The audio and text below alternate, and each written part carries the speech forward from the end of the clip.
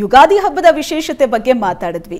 ಈಗ ಇಡೀ ವರ್ಷದ ಫಲಾಫಲ ಹೇಗಿದೆ, ಇಡೀ 12 ರಾಶಿಗಳ ಫಲಾಫಲದ ಬಗ್ಗೆ ತಿಳ್ಕೊಳ್ಳುವಂತಹ ಸಮಯ. ಮೇಷ ರಾಶಿಯಿಂದ ಆರಂಭ ಮಾಡೋಣ. ಸೊ ಏನಿದೆ ವಿಶೇಷತೆ, ಅದರ ಜೊತೆಗೆ ಏನಾದರೂ ಸಣ್ಣ ಪುಟ್ಟ ದೋಷಗಳಿದ್ರೆ ಯಾವ ರೀತಿ ಪರಿಹಾರ ಮಾಡ್ಕೋಬೇಕು, ಯಾವ ವಿಷಯದಲ್ಲಿ ಎಚ್ಚರಿಕೆಯಿಂದ ಇರಬೇಕು, ಏನೆಲ್ಲ ಒಳಿತಾಗತ್ತೆ, ಇದೆಲ್ಲದರ ಬಗ್ಗೆ ತಿಳ್ಕೊತಾ ಹೋಗೋಣ. ಮೊದಲನೇದಾಗಿ ಮೇಷರಾಶಿಯಿಂದ ಗುರುಜಿ. ಮೇಷರಾಶಿಯವರಿಗೆ ಅಧಿಪತಿ ಕುಜ. ಮೇಷರಾಶಿಗೆ 7.5 ಆರಂಭವಾಗಿದೆ ಈಗಾಗಲೇ. ಯಾಕೆಂದರೆ 12ನೇ ಮನೆಗೆ ಶನಿ ಮಹಾತ್ಮ ಬಂದುಬಿಟ್ಟಿದ್ದಾನೆ. ಇನ್ನು 2.5 ವರ್ಷಗಳ ಕಾಲವೂ ಸಹಿತವಾಗಿ ಶನಿ ಮಹಾತ್ಮ ಇರ್ತಾನೆ. ಅಂದಾಗ ಈ ವರ್ಷ ಪೂರ್ತಿ ಶನಿ ಮಹಾತ್ಮನ ಕಾಟ ಇದ್ದೇ ಇರ್ತದೆ.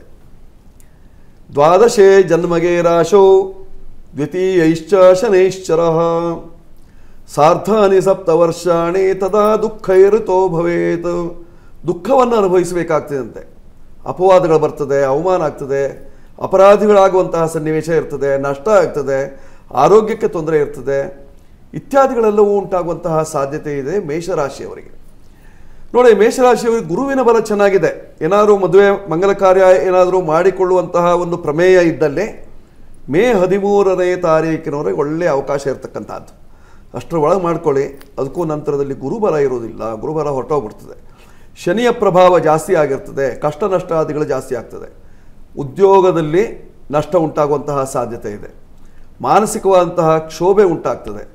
ವ್ಯವಹಾರದಲ್ಲಿ ಈ ವರ್ಷದಲ್ಲಿ ಸೋಲು ಉಂಟಾಗುವಂತಹ ಸಾಧ್ಯತೆ ಇದೆ. ಬೆನ್ನಿನ ಭಾಗದಲ್ಲಿ ಅಥವಾ ಕಾಲಿನ ಭಾಗದಲ್ಲಿ ನರದೌರ್ಬಲ್ಯ ಉಂಟಾಗುವಂತಹ ಸಾಧ್ಯತೆ ಇದೆ. ಕಾರಣ ರಾಹು 11ನೇ ಮನೆಗೆ ಬರ್ತಾನೆ. ಅಂದರೆ ಲಾಭಸ್ಥಾನಕ್ಕೆ ಅದು ಬಾಧಾಸ್ಥಾನವಾಗಿರ್ತಕ್ಕಂಥದ್ದು. ಆದ್ದರಿಂದ ಸಾಕಷ್ಟು ತೊಂದರೆಗಳು ಉಂಟಾಗುವಂತಹ ಸಾಧ್ಯತೆ ಇದೆ.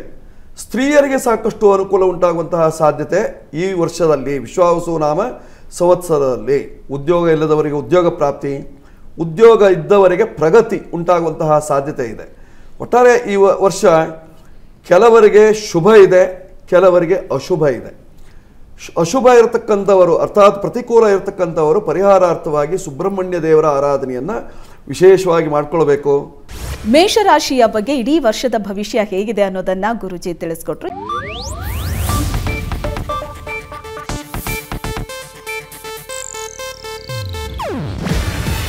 ಇದು ಏಷ್ಯಾನೆಟ್ ನ್ಯೂಸ್ ನೆಟ್ವರ್ಕ್ ಪ್ರಸ್ತುತಿ.